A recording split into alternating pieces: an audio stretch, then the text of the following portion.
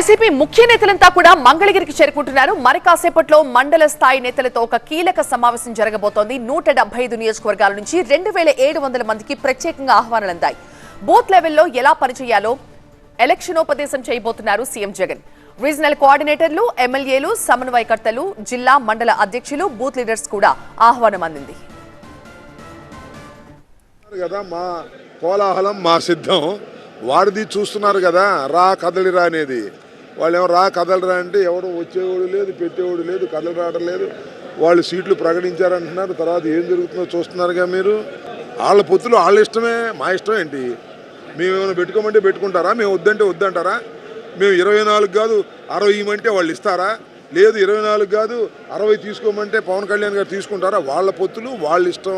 ఎవడు కాదన్నాడు? వాళ్ళ జాంకాయ వాళ్ళ ఇష్టం, తినమనండి. ఎక్కడ ముంచుకు తినమంటే అక్కడ ముంచుకు తినమను, మాకేం అభ్యంతరం.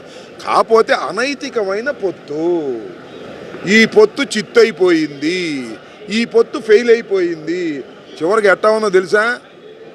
సినిమా సక్సెస్ అయిందని సినిమా నిర్మాత చెప్పుకునే పరిస్థితికి వచ్చింది. అయ్యా మా సినిమా సక్సెస్ అయిందని చెప్పుకుని సైనికుల్ని ముంచేశారు.